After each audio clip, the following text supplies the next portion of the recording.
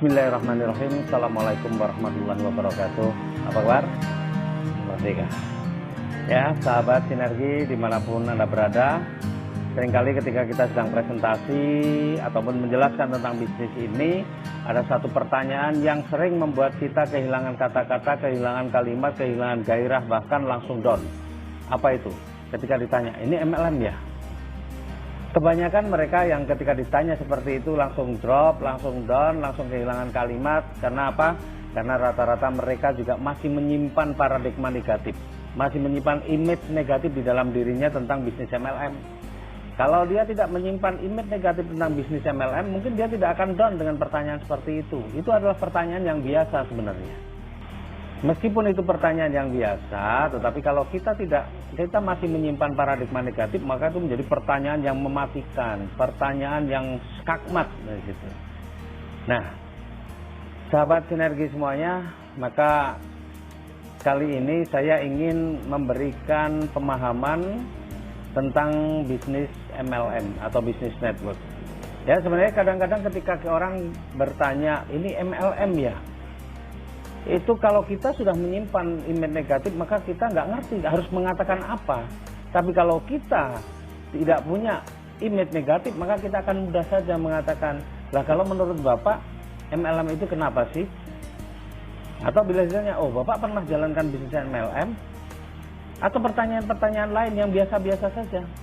Nah, selama ini secara garis besar dari pengalaman saya, banyak orang ya ketika ditawarkan bisnis network yang menolak. Karena apa? Karena sudah punya image negatif tentang bisnis network.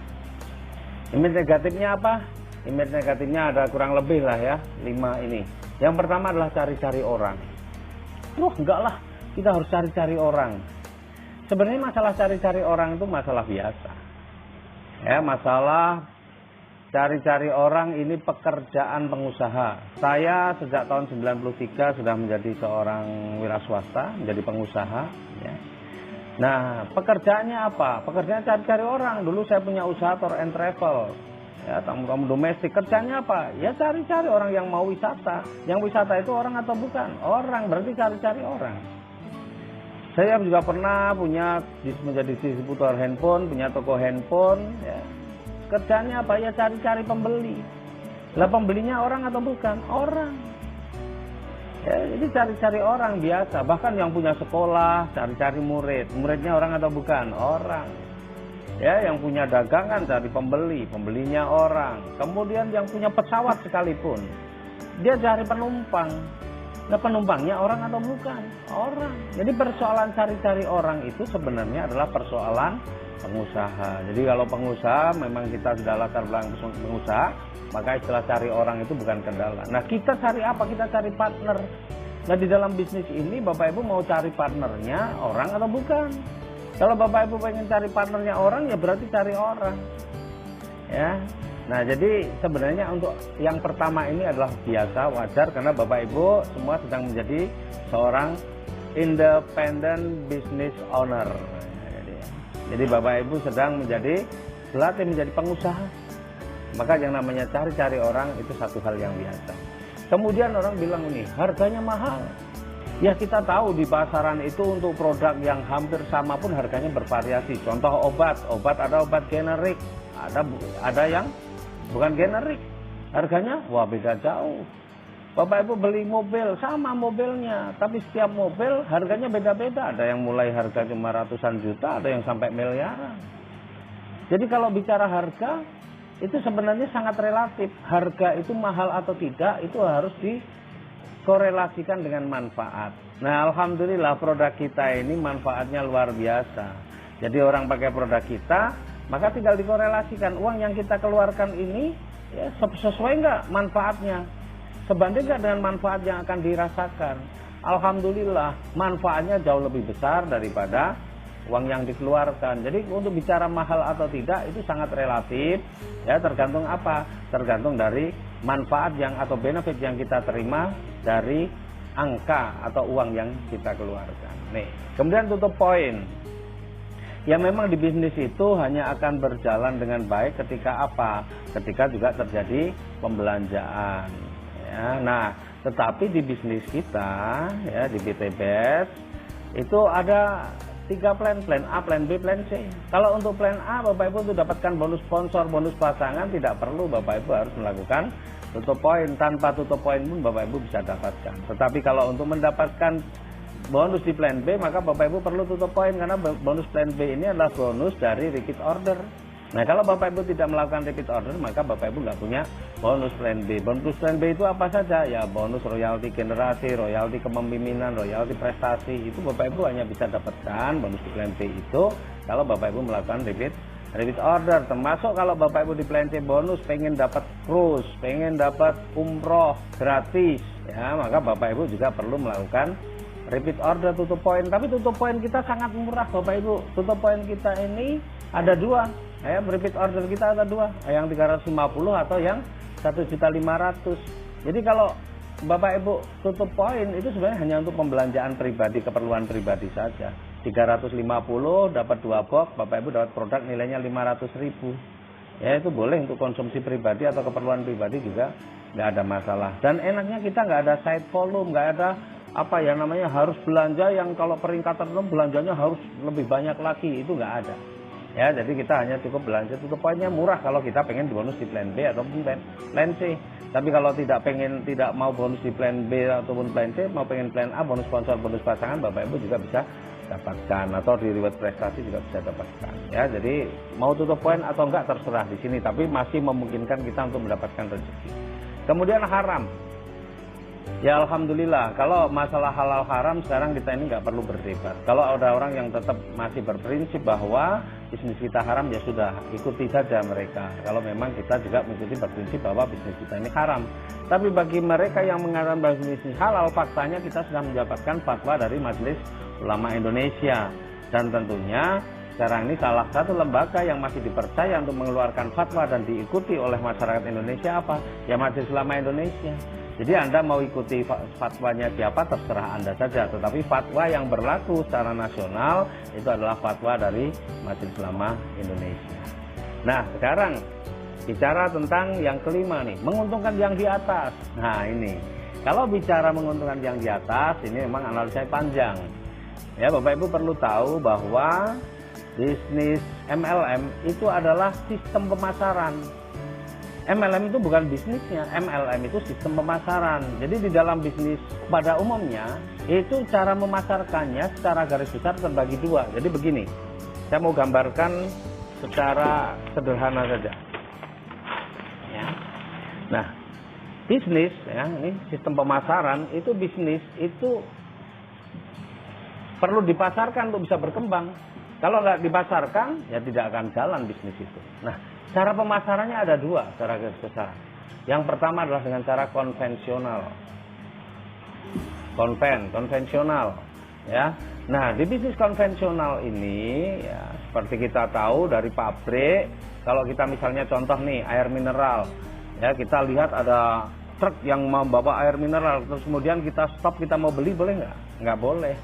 Ya, di bisnis konvensional ini ada strukturnya juga, mungkin dimulai dari distributor, kemudian apa, misalnya agen nih, kemudian di bawah agen apa, misalnya ini ada grosir, misalnya di bawah grosir apa, misalnya ini baru ada toko. Nah, di bawah tokonya apa, ya baru kita konsumen baru bisa beli ketika di toko. Nggak bisa konsumen masih beli di posisi ini, nggak bisa. Nah, artinya inilah jalur distribusi. Nah, pertanyaannya sekarang, kalau konsumen ini belanja ke toko, menguntungkan toko nggak? Pasti menguntungkan tokonya. Kalau toko ini belanja ke grosirnya, menguntungkan grosir nggak? Menguntungkan grosirnya. Grosir belanja ke agennya, dapat menguntungkan agen nggak? Menguntungkan. Agen belanja ke distributor, menguntungkan distributor nggak? Distributor menguntungkan perusahaan nggak? Menguntungkan. Ini menguntungkan yang di atas nggak? Ya iya. Ya, jadi menguntungkan yang di atas nggak hanya di bisnis network, bisnis MLM, bahkan di konvensional pun juga menguntungkan yang di atas. Nah, sekarang pertanyaannya, kira-kira nih toko ini laris tapi bisa mengalahkan grosirnya nggak? Nggak akan bisa mengalahkan grosir. Grosir selaras grosir nggak akan mengalahkan agennya, agen serame-ramenya agen nggak akan mengalahkan distributornya. Artinya untuk bisa mengalahkan yang di atas mungkin nggak. Ya kemungkinan itu selalu ada, tapi kemungkinannya sangat kecil. Dan kalau kita lihat ya, kalau kita berbisnis konvensional ini modalnya besar nggak? Kalau pengen hasilnya besar, pasti modalnya besar. Resikonya besar nggak? Wah luar biasa, resikonya juga besar. Makanya sebenarnya di bisnis konvensional ini, ya saya sendiri pelaku konvensional, banyak orang yang kemudian kelihatannya penghasilannya besar, tapi ending-endingnya pada bangkrut, rumah disita, keluarganya berantakan, ada yang masuk penjara dan sebagainya. Ada nggak kita pernah dengar orang yang, wah saya trauma dengan konvensional? Nggak ada. Mereka tahu bahwa resiko berbisnis itu selalu ada seperti ini. Bahkan resiko yang dipertaruhkan itu bukan hanya sekedar uang puluhan juta, miliaran. Bahkan rumahnya dijadikan agunan, apa yang dia punya jadi keagunan. Ya, sehingga sering kita lihat orang yang tadinya kaya raya tiba-tiba bangkrut. Kenapa? Karena dia menjalani dengan pinjaman, hutang uang pinjaman, dan ternyata bisnisnya mengalami kendala sehingga apa? Berisiko terhadap banyak hal.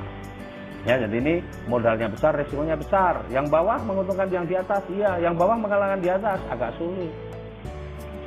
Ini bisnis konvensional. Jadi menguntungkan yang di atas bukan monopoli dari bisnis MLM. Bahkan sebenarnya nih orang bekerja juga itu menguntungkan yang di atas.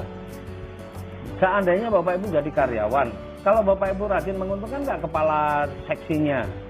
Ya kepalanya beruntung. Kalau kepala seksinya apa karyawannya pada nggak jalan semua, kepala seksinya bisa dicopot jabatannya. Kepala seksinya bekerja dengan baik, menguntungkan kepala dinas misalnya. Kepala dinasnya bekerja dengan baik, mungkin bisa menguntungkan pejabat di atasnya. Ya karena semua itu, sistem itu memang begitu Bapak Ibu. Nah, jadi ada masalah apa dengan kita menguntungkan yang di atas? Sebenarnya nggak ada masalah, karena sesungguhnya memang sebaik-baik manusia itu yang memberikan manfaat bagi orang lain. Nah, kalau kita memberikan manfaat pada orang lain, maka sebenarnya tidak perlu juga kita mempersoalkan. Ya. Nah, pertanyaan yang paling utama itu mestinya itu merugikan atau tidak. Nah, nanti kita lihat bisnis kita merugikan atau tidak. Ya, jadi masalah menguntungkan yang di atas, lagi ini bukan monopoli bisnis network, tapi ini bisnis konvensional juga menguntungkan yang di atas. Kemudian bisnis ini juga akan dipasarkan yang kedua dengan cara apa? Dengan cara network jaringan. Banyak nggak bisnis dipasarkan dengan cara jaringan? Wah, luar biasa, banyak sekali. Ya, tapi secara garis besar juga boleh kita bagi dua juga. Di sini ada yang namanya franchise. Di sini ada yang namanya MLM. Ya.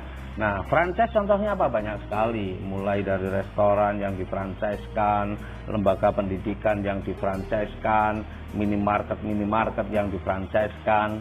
Ya, itu modalnya besar nggak? Modalnya juga besar. Resikonya juga pasti besar. Ya. Nah, franchise ini juga tidak bisa Bapak Ibu, misalnya satu restoran internasional Bapak Ibu langsung datang ke pusatnya pengen ambil franchise di kota Anda. Nggak akan bisa. Kenapa? Karena di franchise ini juga sudah ada penguasa tingkat nasionalnya, sudah ada. Franchisor tingkat nasional juga ada. Bahkan franchisor tingkat provinsi juga kadang ada. Tingkat kabupaten kota juga ada. Bahkan ya, ada satu franchise yang di bidang pengiriman, paket pengiriman, itu sudah dibagi-bagi per kecamatan. Jadi ada yang sudah menguasai sampai tingkat kecamatan. Oh di sini boleh, di kelurahan ini boleh, di desa ini boleh. Oh di sini sudah nggak bisa, itu ada yang ada. Nah artinya ini juga franchise itu juga berjenjang juga. Nah pertanyaannya sekarang, kalau franchise yang di tingkat kecamatan anggaplah laris, menguntungkan yang di tingkat kabupaten enggak? Atau tingkat kota? Yang menguntungkan tingkat provinsi, menguntungkan tingkat nasional enggak? Ya pasti menguntungkan. Ini menguntungkan yang di atas. Jadi tidak ada masalah menguntungkan di atas, di franchise juga menguntungkan yang di atas. Nah kalau yang outlet di tingkat kecamatan laris kira-kira bisa mengalahkan outlet yang di tingkat kabupaten kota enggak? Ya enggak bisa. Bisa mengalahkan yang di tingkat provinsi? Ya tidak. Bisa mengalahkan yang di tingkat nasional? Ya berat. Ya artinya yang di bawah juga sulit untuk bisa mengalahkan yang di atas. Jadi sama-sama menguntungkan yang di atas, modalnya besar, resikonya besar, tapi kita juga sulit untuk bisa mengalahkan yang di atas. Nah sekarang kita lihat MLM. MLM ya, itu hanya ada, memang ada tingkatan-tingkatan, tapi biasanya MLM itu cuma apa? Cuma upline dan downline. Nggak ada upline tingkat nasional, upline tingkat provinsi, upline tingkat kecamatan, nggak ada. ya, cuma upline dan downline. Nah, pertanyaannya sekarang di MLM itu sebenarnya modalnya besar apa kecil? Hampir di semua MLM yang resmi, ya, yang resmi itu modalnya kecil, paling cuma jutaan, nggak ada yang ratusan juta, miliaran, nggak ada, paling cuma jutaan saja. Ya, ada yang ratusan ribu, macam-macam lah. Tapi modalnya kecil, sangat terjangkau. Berarti kalau modalnya kecil, resikonya juga kecil. Kalau resikonya kecil, berarti sebenarnya ini aman kalau kita mau berbisnis karena resikonya kecil. Nah, di MLM ini, ya, ini ada upline, kita kenal hanya istilah upline dan downline. Nah, kalau ketika downline ini berjalan atau menjalankan bisnis dengan bagus, menguntungkan upline enggak? Ya pasti menguntungkan upline. Tapi pertanyaan kedua, bisa enggak downline mengalahkan upline? Wow, sangat bisa, dan itu banyak sekali terjadi di bisnis MLM apapun, bahwa downline mendahului baik prestasinya, peringkatnya, rezekinya lebih besar daripada upline-nya. Itu banyak sekali. Tapi sering nggak kita dengar, wah trauma MLM? Sering. Kenapa justru untuk modal yang kecil, resiko kecil, tapi banyak orang trauma? Sederhana sebenarnya. Kenapa? Karena rata-rata pelaku bisnis network, bisnis MLM belum punya mental sebagai pengusaha. Kalau sudah punya mental pengusaha, sebenarnya nggak ada bahasa trauma ini. Dan trauma itu kan sebenarnya adalah satu manifestasi dari ketidakmampuan dia mengambil pelajaran dari sebuah kejadian. Kalau dia mampu mengambil pelajaran dari sebuah kejadian, sebenarnya tidak pernah ada trauma. Nah, sekarang yang kita harus pahami, ya, yang kita harus pahami, jumlah MLM itu begitu banyak. Di Indonesia juga sangat banyak jumlah MLM yang resmi, yang legal, belum ditambah yang nggak legal. Ya, maka kalau pilih bisnis network, ya yang pasti kan legalitasnya lengkap. Jangan asal pilih-pilih saja. Itu yang pertama, pilih yang legalitasnya lengkap. Kemudian yang kedua apa? Bapak Ibu harus pintar pelajari marketing plan-nya. Bapak Ibu pintar pelajari marketing plan-nya. Ya, selain pelajari produknya manfaat atau tidak, tapi Bapak Ibu juga harus pelajari marketing plan-nya. Karena kalau Bapak Ibu nggak memahami marketing plan-nya, biasanya orang itu bisnis network cuma ikut-ikutan, ikut sana, ikut sini, ikut sana, nggak sukses sana, nggak sukses sini, akhirnya mengatakan, wah sulit MLM nih karena trauma.